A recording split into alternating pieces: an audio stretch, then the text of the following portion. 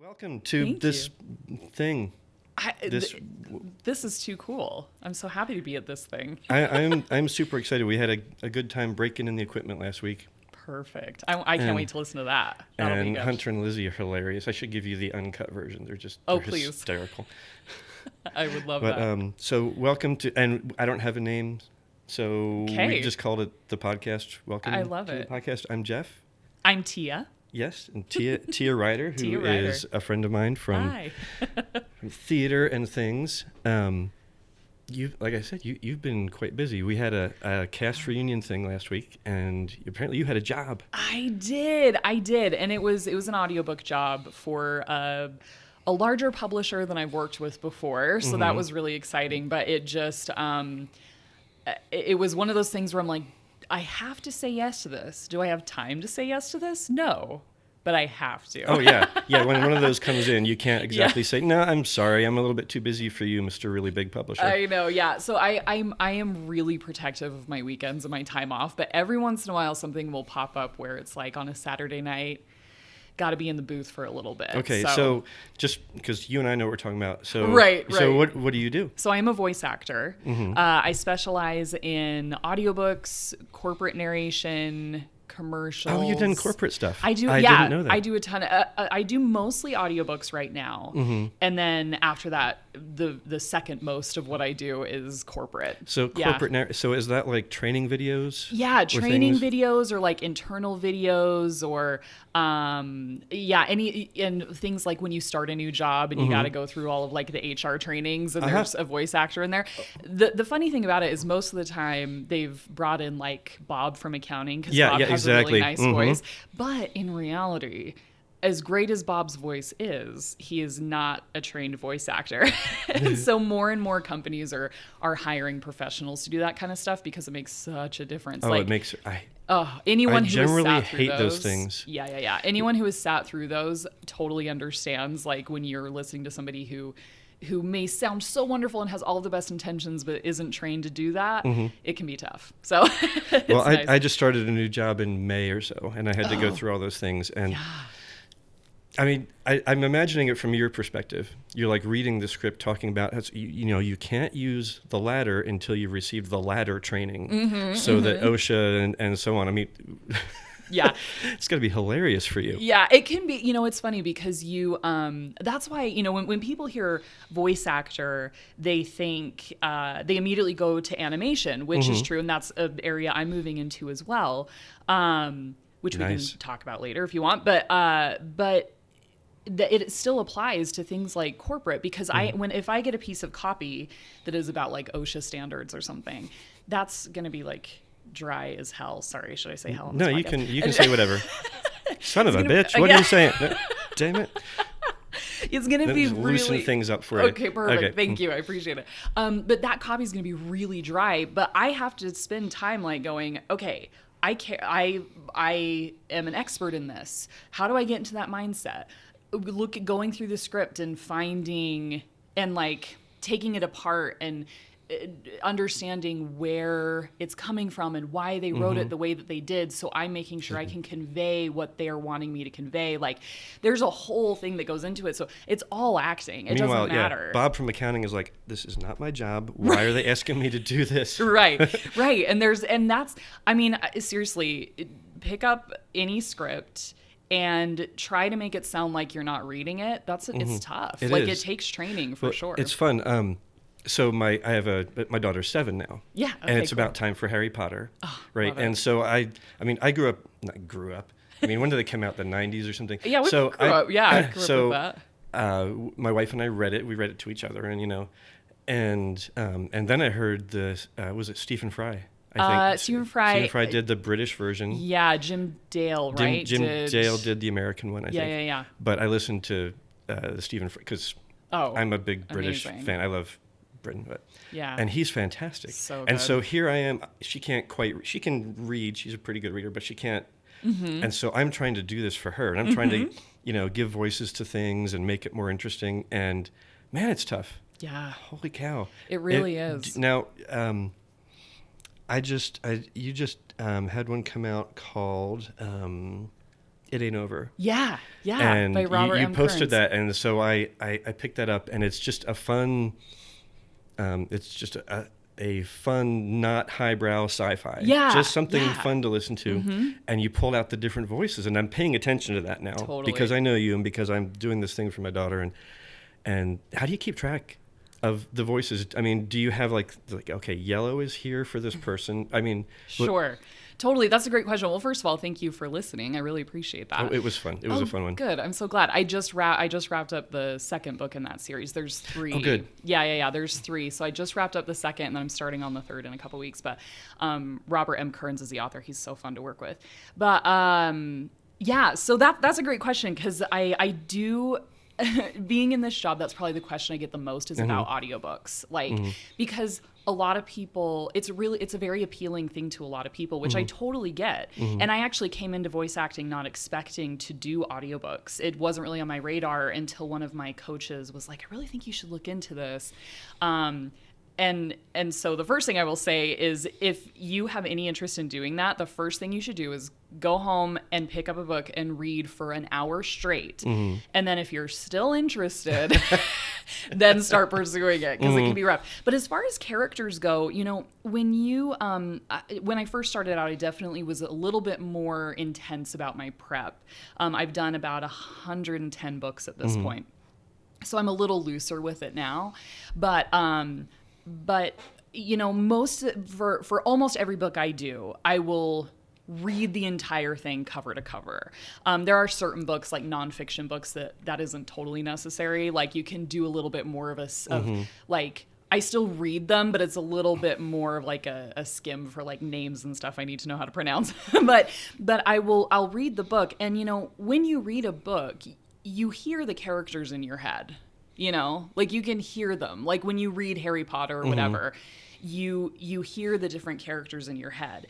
And so much of it is really just the personality over the tone of voice, because especially like the main characters, those main characters that are like in It Ain't Over, you have Cole and then his AI buddy Srex, who are throughout the whole book. They have to sound pretty close to my voice, because I have to maintain them.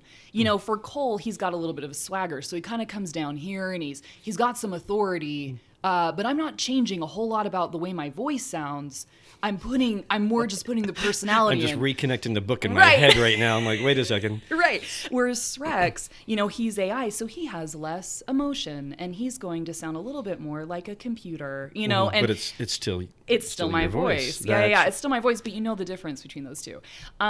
So yeah, when I read a book, I keep a character list, and you know, I will, and when I read, I'll kind of read and highlight and then go back and make my character list. But like, you know, I pay attention, of course, if there's anything that says his voice was very deep and gravelly, you know, I do my best with that or whatever. But especially what characters say about other characters is really informative too. Oh, that's neat. Yeah. So like, if somebody's talking about another character and they're saying like, oh, they're so uptight, that's a huge, you know, I go, oh, okay, so they're really uptight, so they're gonna sound that way, you know, like I'm not gonna, if I'm a cool guy, I'm gonna talk, you know, or like a surfer chick, I'm gonna talk slower versus being really uptight. So yeah, so I'll go through and like find those things and just kind of get to know the characters, and then and if it's a book like this Cole and Srex series has a lot of minor characters, there's a lot that just kind of come in and out. So I will make myself audio files, so I know because like there will be a character that shows up in chapter 1, but then they're not back until like chapter 25, and so I need to remember what that's like. So I'll make a little clip so I can go, what do they sound like again? Right. Yeah. But it's a whole deal. That's really cool. Well, it's funny because I was listening to it and I've heard you've posted some demos to like Facebook and Instagram, and I was somewhere in the middle of the book, and the character calls a restaurant to get an order, you know, to like reserve the place or something. Oh, yeah. And I heard your commercial voice. You're like, "Thank you for calling O'Shaughnessy's." Yep. Yeah, Tia that's speaking, exactly you know. the And then I'm restaurant. like, oh my gosh. And like it's funny because it pulled me out of the book for a second. I'm like, wait, that's funny. this lady over here who's doing a commercial for, cars. Oh, that's so funny. And I know that voice because I can pull my thank you for calling. Like That's I love the one, yeah. yeah, my customer service voice that I got from all those years Just of a working retail. moment. Yeah, just a moment. Yeah. That's funny. It's a blast. But yeah, so much. It's a lot more. It's different than animation. Audiobooks are a lot more about the personality of each character over the crazy voices because you don't want to be too distracting either to a So listener. do you end up doing a bunch of your own editing and then just pass the book along, or does someone else? I used to. At this point now, where my schedule is a lot busy, I'm pretty much perpetually working on a book at any given point, whether I'm prepping it or recording it. I do hire that out now, so I have somebody edit and master and all that for me. Because I did early on. I did that. I did it myself, and you can only listen to yourself for so long before you're like, I hate myself. To me, it's like recording a voicemail. I'll do it 30 Yeah. times, For and real. I'll be like, oh, this sucks. Oh, this sucks. Start over, and I go insane with that. Yep. And Yeah. that's why I can't really do this by myself, Oh yeah. because if I don't have someone or something to address, it kind of freaks me out. Yeah. Well, most people when they hear their voice, they're like, "Ugh." Is that That what I doesn't even sound bother like? me.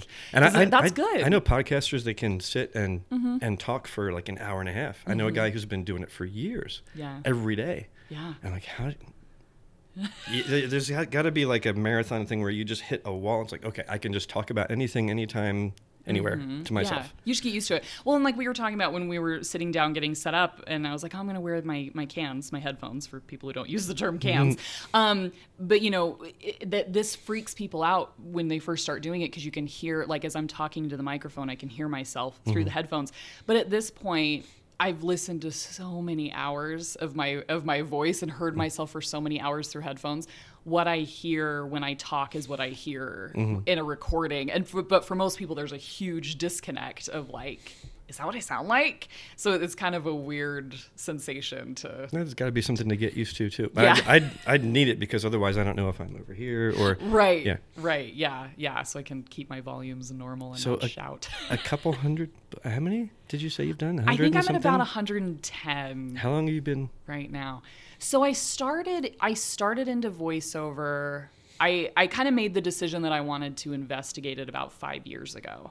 And that's when I started doing some training. And then I did it kind of part-time. Immediately started getting cast in audiobooks, which was awesome, with some smaller publishers and stuff. And then doing the corporate and commercial things, But I did it part-time for a couple of years and then decided my audiobook schedule got busy enough that I'm like, I can't do the full-time job thing. I was working as a... That's a wonderful feeling, isn't it? Oh, yeah, it was cool. It was a big decision though, because like I was working as an academic recruiter at Utah Valley University. So I was like traveling a lot too. And I loved that job. Like it was a legit hard job to leave. And I had the most amazing boss, Spencer. Oh, he's like legit the best person I've ever worked for, and that includes myself because I work for myself now. But I was really lucky in a lot of ways because he was really supportive of what I was doing, and so there were days where I'm like, can I leave at 2:00? Because I had like a book due the next day, and I had 3 hours to do on it, and he would be like, yeah, go. Like I got really lucky with a lot of circumstances because he was super supportive. And then I'm married to my husband Jake, and he had an income that was stable, not enough that it was like comfortable for me to leave my full-time job. It was like a very should be scary nerve-wracking. moment. It really should. It was a It's a big scary deal. moment, but it was like, okay, I have to do this and just see if it works. And that first year was a little scurry. It was a little scary that first year, but it ramped up and I was able to like dedicate all my time to it. So that was nice. I've heard a lot of stories about people that transition to being their own boss through whatever, and Yeah. that period, that few months leading up, and then that year after, it's terrifying. Oh, it That always totally is. is. Yeah. It really. And here you are. I know. It's, you know what? It's exciting. It's a very cool thing. And like, that transition into being self-employed, it's an intense transition. And there's a lot like, and that adjustment of you're around people all day long to being around your dogs all day long, or, or like yourself all day long.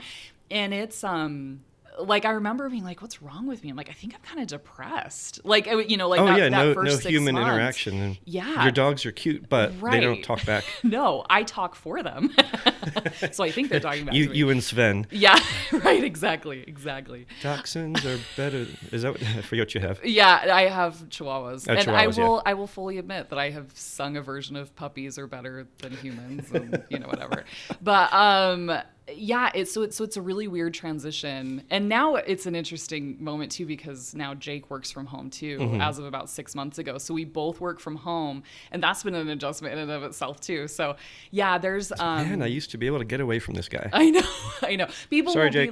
be like, "Oh, how does that go?" And I'm like, "Well, first of all, I mean, we do like each other, but we also work in separate locations of our townhouse, and I'm in a studio most of the time." So and did you set up like take a bedroom or a big closet or something and just Yeah, no. So did you do the audio the soundproofing paneling and the and whole stuff. thing? So what I have right now, so I have a walk-in closet, and I'm really lucky because it's like on the inside of the townhome. So like it doesn't have any outside walls. It's like surrounded by. There's like a bathroom on one side and the office on the other. So it's like really The bathroom in there. that no one's allowed Yeah, to use that- ever. No, that they do. No, when it's recording, we are quiet. But I've done some. No, you're good. Are we making sure our camera's good? You're making sure that, yeah. I have this thing like, did I play? turn off iron? No, Yeah, it's did I hard hit- to did I hit- it's did I hard hit to run record? this all on And your it was own. weird I'm to switch back impressed. to your outside voice. Your yeah, Not through the headphones unamplified voice. Yes, Okay. yes. So- Anyway, sorry, go ahead. No, you're good. So I have the walk-in closet, and what I've done is like I have a kind of PVC pipe frame that we built within the closet, and I have a layer of comforters and then a layer of moving blankets. Moving blankets are really yeah. great for sound dampening. Yeah. So I kind of have my little homemade studio, and then I have all my equipment in there, and yeah, it's great. I have really great sound levels in there. I got really lucky with it, but yeah, I'll be upgrading to a booth. We're moving out to LA in June-ish. Moving to LA. I know. You're not moving Big to LA. You're moving near LA. LA County. As I say, Burbank. you're more about Disney than LA. Right. Yeah, no, we're We're moving to Anaheim. I wish I could totally do that, but no, I'll be about an hour away from Anaheim, but up in Burbank. But but yeah, I will upgrade to. I'm looking at actual booths for that transition. That's so cool. Yeah, it'll be kind of a weird transition and a very expensive transition to make, but it'll be awesome to have even more control over the sound, coming into my booth. Invest, man. Yeah. Invest. That's true. So are there books that you prefer to do, like styles or genres that you prefer and don't prefer? I mean, you Totally. take what you know. Yeah, no, yeah, I've kind of run the gamut at this point. I do sci-fi, and I've done romance, and I've done a lot of nonfiction. I and all can't those listen things. to a romance book from you. I'm just not going to do it. Try narrating one. I'll be like, okay, no, I know. that's it's Tia.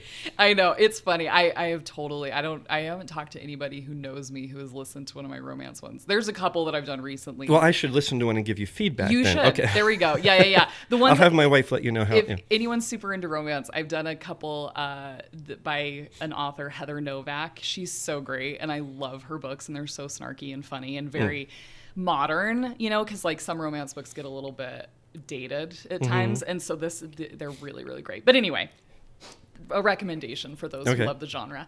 But so I've done a lot of different ones, but lately it's more what you kind of get cast in. It's interesting how the voiceover universe, the audiobook universe, just kind of starts to decide that for you of like who, what Really? genres you seem to do a lot. Right now I do a lot of sci-fi, and I do a lot of political nonfiction. And it's like the next 6-7 books on my schedule are in one of those categories. It's kind of strange, but I love doing them. Yeah. Do you have the ability to like bid for a book? You know, and say how, because you're a big horror fan. I am. And that would be super neat to do a horror one. yeah, I've done a few horror books here and there, and I would love I can that. tell by your shirt. I know. Check this- I've got skulls all over my shirt. Yeah, that's my favorite thing in the whole world, and I would love that. And I kind of have an alter ego called Scary Narrator, and I kind of came up with that as a push to start trying to be cast in more of those books. But no, I'm not like at a level. I mean, narrators who can like bid for books they want to do, they're like on a whole different level than I am. So right now it's still definitely like a hey, we would like to cast you in this, and I go, great. You know, there have been a few I have gotten to a point where a couple of times I've said no, I'm good. You know, like, thank you so much for considering me, but that's not really in my wheelhouse. But yeah, Furry no, I can't fiction or something. Totally. I can't get myself into the head of a fox or right. No, I unfortunately, like, the times that I've had to do that, it's a book that's not edited very well, and that is rough as a narrator to try and, you know, narrate something that hasn't been very thoroughly edited. It's rough. But yeah, I'd love to do more horror. That would be so great. Especially like paranormal stuff. Get in my really dark booth, turn off all the lights, and just get in it. Love to see you do Supernatural or something. I want to hear you as Dean. That would Ooh, yes. I'll add good that luck with that. character to my catalog. I like fanfic. Oh yeah, I'm not like and it's funny because total aside, but Nikki Brendan, he's one of my favorite actors. He was Nicholas Brendan from Buffy. Oh, okay. And he was he was in just in a movie several years ago called Coherence. And he's a fun actor. I've met him. He's a really neat guy. And he's started doing, I don't want to call it audio, but he's done audios of him reading /fic. Oh, that's from cool. like Buffy, like Spike and Xander /fic. And I'm like, I'm not gonna listen to that. Just because, especially because it's in his voice, I'm like, no, Right. no, I'm just no. What a cool thing for the fandom, though. I know. Like, They love it. I love it. That's and awesome. there's a. Have you ever seen Cameo? I think it's like cameo.com or something. No. And I don't know how I got on like 6 different tangents at once, but actors and personalities and celebrities will get on there and they'll rent their voice for a minute or something for and they'll create an answering machine message or a greeting for someone, a shout out to whatever, and you can get different people. It's kind of neat. Oh, that's really cool. Oh, you know and what? you pay Now like I'm 50, realizing $50 or something, and Yeah. Now I'm realizing I saw Ira Madison III. I don't know if you know him. He's amazing. But I saw him post something about this on Instagram. So yes, I am familiar with Cameo. So that's cool. I am loving. My wife and I were just talking about this. I'm loving what technology is enabling people to do. Oh, totally. You can sit in your house. Right. We can sit here in this little room. And I can just pull stuff out of a couple backpacks and stick it on the internet. Yeah. It's amazing. Well, and it's really transformed the voiceover industry because, you know, it used to be you had to be in, you know, New York or LA, depending on what you wanted to do. And you always went into somebody else's studio. And now, you know, it is incredibly rare that I record anywhere else other than my home studio. And most of my clients do not live where I live. Like, I have almost no clients in Utah. I think I have like 2. And other than that, I mean, I work for people around the world. I have clients in the UK. I have clients in India. I have clients in Canada. Like, and it's really changed things. And then, of course, there are the setbacks to that too, because then a lot more people can do it. There's a lot more competition. And you know, the only reason we're relocating to LA is because you do still have to be there if you're going to do like animation and video games and do union work. That you do still have to physically be there, and that's why. And you know, if I could just be content doing what I'm doing, we wouldn't have to move to this very expensive location. But that's not how you'll I'm be wired. near Disney. Yes, I will be near Disneyland. That will save me a lot of money in airline fees. I am looking forward to going. We took our kids last year. Yeah. I love it. And it was a blast. It rained every day. Oh, you know what? I love that's it. okay. I love a rainy Disneyland day. That's one of my favorite. Like, I love it. I love a rainy Disneyland day. I'm so excited to get on Rise of the Resistance in 10 years when you can actually get in. But oh, you have to sign up, I guess. Yeah, right now you get boarding groups, and so is that the one that's on the Millennium Falcon, or is that a different one? No, so that's Smuggler's Run. Okay. That one's been open for a little while. Rise of the Resistance, it's like it is. It's not good we've gotten on this topic. Oh, no. You'll have to stop me in a minute. But but Rise of the Resistance is like, to be so buzzword about it, it's such an industry disruption as far as theme parks go, because I mean, it is wild. But it's you're like part of you're like part of the resistance, and you go from room to room, and there's I just hit my cord.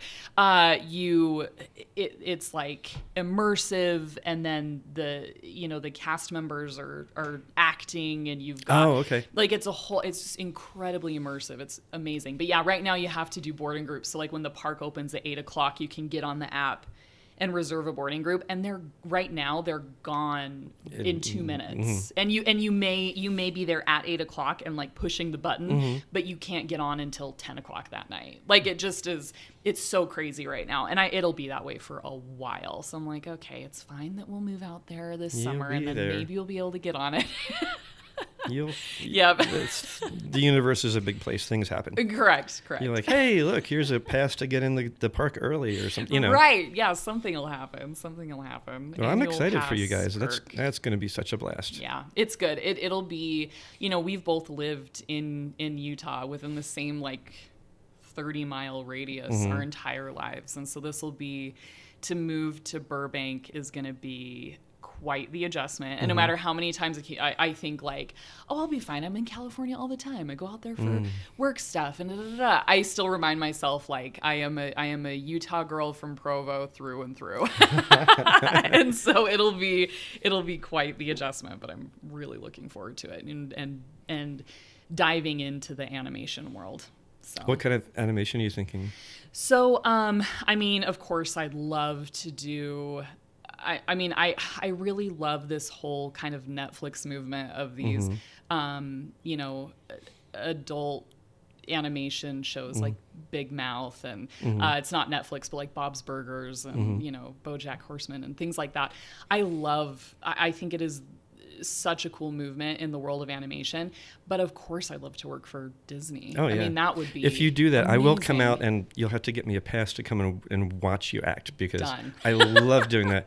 Alan Tudyk is one of my favorite he's actors, great, and I love to watch him be a chicken or be a and it's a blast. It is such an incredible art form to watch, not to be like too precious about it, but like it is precious. I know it's a craft. It's a total craft. And so, but yeah, I mean, my ultimate dream is to hear my voice in Disneyland somewhere, whether it's I'm voicing a character in there, or I'll do an on-ride spiel or whatever, like keep your arms and legs inside at all times. Whatever it is, I will do it. You'll be sending out. It's like, everyone come to this ride. Yeah. But yeah, Tia's Great Adventure. Right, exactly. Yes, the ride must be named after me. But yeah, Burbank, because like that's where all the animation studios are. That's where Nickelodeon is, and Cartoon Network, and and Disney, and all of those. And so, just gotta be in the middle of it and just start going for it. But and it's gonna grow and grow, and there's gonna be opportunities. Yeah, I love seeing these new groups and studios just pop up. Rooster Teeth was nothing a while ago, and now they're huge. Yeah, there's so much, and the video game world is exploding too, and there's really cool stuff with that. There's in the voiceover industry, there's interesting stuff figuring out vocal health in relation to video games, and so that's been a really interesting conversation, because if you ever play like a first-person shooter video game, if they die, they scream. And so if you as a voice actor, you have a whole session of like, okay, now go ahead and scream like you just got shot in the face. Okay, go ahead and scream like you got shot and you're falling off a building. So you have to do that kind of stuff. So that I think that's a very fascinating conversation to have, and I'm excited to explore that. But yeah, as of right now, I work with coaches, and we're working on my 14-year-old, 10-year-old, 16-year-old voices, getting those down for that really kind of stuff. So. The gal who does voices for Lara Croft, Lara Croft, in the video games, she was on Graham Norton, I think, a while ago. Yeah. And someone had put together all of the sounds that she did for a game was in a string, in like a 45-second clip, and much of it was screams. Yeah. And I wouldn't play it in front of my mother because it sounds like something else is going on, and she's not getting, falling off a building. It's intense. There's crazy stuff you have to record for video games. My son wants to. He wants to do it for Nintendo. I'm like, what? Very cool. I mean, you want to sound like Mario? Right. But apparently, there are actual voice parts in Nintendo games, which I wasn't aware of.